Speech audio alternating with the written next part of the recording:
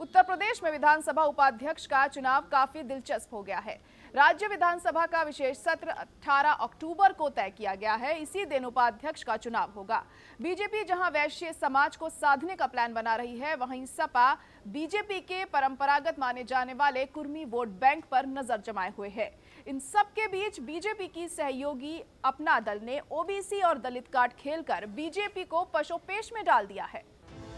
उत्तर प्रदेश में कुछ महीने बाद विधानसभा चुनाव होने, इस बीच 18 अक्टूबर को विधानसभा उपाध्यक्ष पद के लिए चुनाव होगा। बीजेपी और समाजवादी पार्टी दोनों की नजर इस पद पर है। दोनों ही पार्टियां इस चुनाव के जरिए मतदाताओं को सियासी संदेश देना चाहती हैं। बीजेपी की तरफ से सपा छोड़कर बीजेपी में आए पूर्व सांसद नरेश अग्रवाल के बेटे नितिन अग्रवाल को प्रत्याशी बनाने की चर्चा है।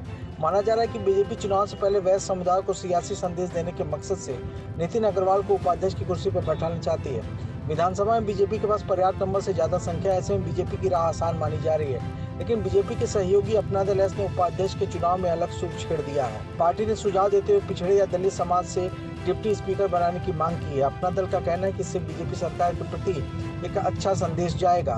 विधानमंडल के दोनों सदनों में, विधान परिषद में उपसभापति का और विधानसभा में उपाध्यक्ष का चयन होना चाहिए। लेकिन जब चली चला की बेला है, सदन बैठेगा नहीं बैठेगा, विधानसभा में तो उपाध्यक्ष चयन किया जा रहा है, लेकिन विधान परिषद में उपसभापति का चयन नहीं किया जा रहा है। मैंने महामहिम राज्यपाल महोदय को पत्र लिखकर मांग किया है कि जो परंपराएं हैं बची रहे, लोकतंत्र का जो मंदिर है जहां से पूरे प्रदेश का संचालन होता है, वहां की व्यवस्थाएं बची रहे।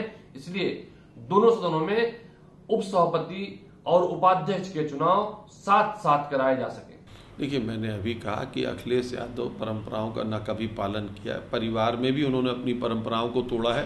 अगर वो परंपरा की बात उनके मुंह से अच्छी नहीं लगती, पिताजी के बाद सत्ता शिवपाल चाचा को मिलनी चाहिए थी, सत्ता सीधे पुत्र को मिल गई, तो ये परंपराओं की बात नहीं। भारतीय जनता पार्टी कानून संविधान किसी का उल्लंघन नहीं करेगी। चुनाव पूरे नियमानुसार होगा और उसमें संविधान और कानून का पूरा पालन किया जाएगा। उधर विधानसभा में समाजवादी पार्टी के पास विपक्षी दलों के विधायकों की संख्या मिलने के बाद भी इतने नंबर नहीं हैं जो अपने डिप्टी स्पीकर के उम्मीदवार को जिता सके।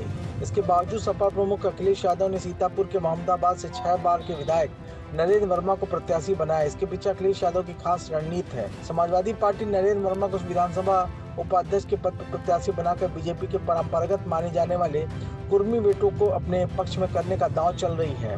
हालांकि बीजेपी और सपा दोनों ही पार्टियां समझ रही हैं कि विधानसभा उपाध्यक्ष की कुर्सी पर बैठने वाला महज कुछ महीने में ही अपने पद पर रह सकेगा। इतना ही नहीं, 4 महीने के दौरान अब सिर्फ शीतकालीन सत्र ही बचा। इस दौरान राज्य में विधानसभा चुनाव प्रचार अपने पूरे चरम पर होगा। ऐसे में विधानसभा उपाध्यक्ष के चुनाव के जरिए पार्टियां सियासी संदेश देने का मकसद साध रही हैं।